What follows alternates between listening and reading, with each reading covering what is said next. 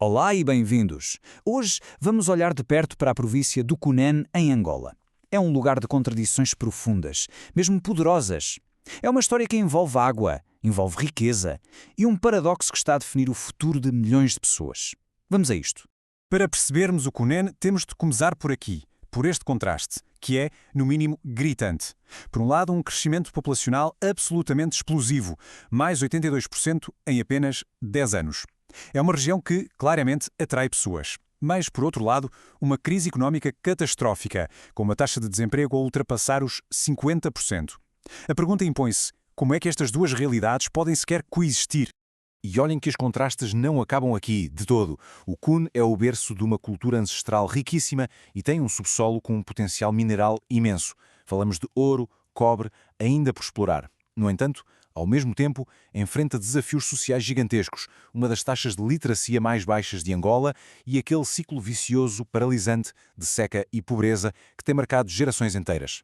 Bem, perante este cenário de seca histórica, o governo angolano avançou com uma solução muito ambiciosa, uma visão de progresso que prometia, de facto, transformar a província. E a peça central desta visão é o Canal do Cafu. Inaugurado em 2022, é uma obra de engenharia monumental. Estamos a falar de 165 quilómetros de betão e aço, desenhados para levar a água do rio Cunene diretamente ao coração das terras mais áridas. A ideia era essa: acabar de vez com a dependência da chuva. E os resultados, bem, à primeira vista, são impressionantes.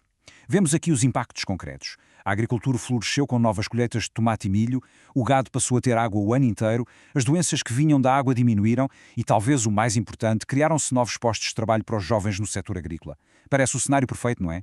E a escala disto é gigantesca. Falamos de uma área de irrigação projetada de 15 mil hectares. Isto dá uma ideia do nível de investimento e da ambição que estão por trás deste projeto. A água, o recurso mais precioso de todos, finalmente chegou.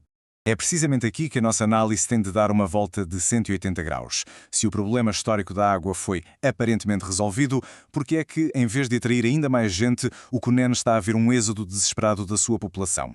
Porque aquela visão de progresso de que falámos colide de frente com uma realidade muito diferente no terreno.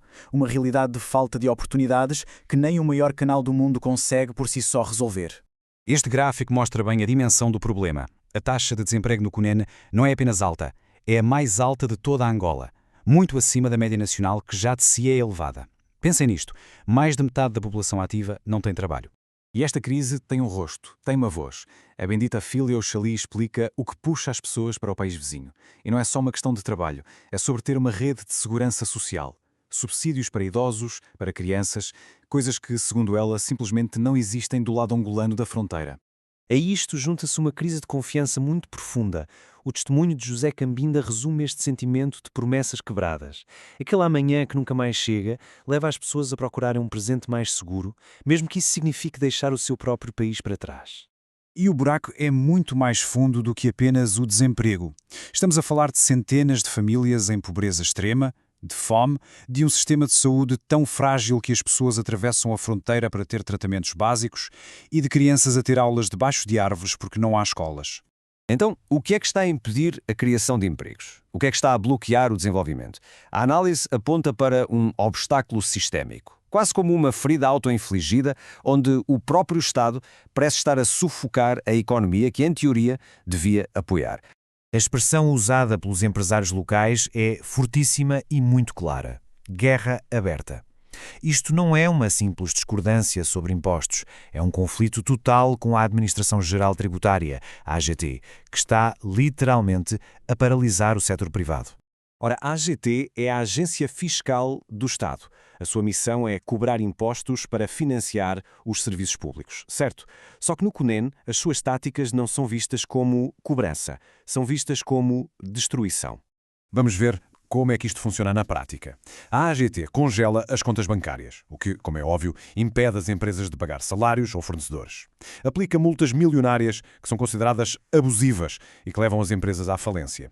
E, para finalizar, suspende o NIF, o número de identificação fiscal, o que na prática é uma pena de morte para uma empresa. Torna impossível operar legalmente. E a escala disto é chocante. Só em 2024, mais de 150 empresas na província viram as suas contas congeladas. Não estamos a falar de um ou dois casos isolados. Estamos a falar de uma ação que paralisou todo o tecido económico da região. E é aqui que chegamos ao paradoxo mais perverso de toda esta história. O Estado, que deve dinheiro a muitas destas empresas por serviços que já prestaram, é o mesmo Estado cuja agência fiscal as está a punir e a levar à falência porque não tem liquidez para pagar impostos. É um ciclo completamente vicioso e destrutivo. E assim chegamos ao fim da nossa análise, ao ponto onde estas duas realidades do CUNEN, que parecem então opostas, se encontram. Portanto, o ponto crucial é este. Temos um Estado que investe rios de dinheiro para trazer vida através da água do canal do Cafu e, ao mesmo tempo, temos esse mesmo Estado a tirar o oxigênio à economia através das ações da AGT. É como se uma parte do Estado construísse, enquanto outra parte destrói. E isto resume tudo na perfeição. O potencial do CUEN é inegável. Tem água graças ao canal. Tem uma população jovem a crescer. E tem uma riqueza mineral por explorar. Mas, como vimos, o potencial não chega quando é o próprio sistema que cria os bloqueios que impedem o progresso. O que nos deixa com esta pergunta final, uma pergunta que vai muito para além da engenharia ou da economia. Uma infraestrutura, por mais vital que seja, pode resolver um problema técnico como a seca, mas será que consegue por si só reconstruir a confiança entre um povo e o seu Estado? O futuro do CUNEN depende, muito provavelmente, da resposta a essa pergunta. Obrigado por terem estado desse lado.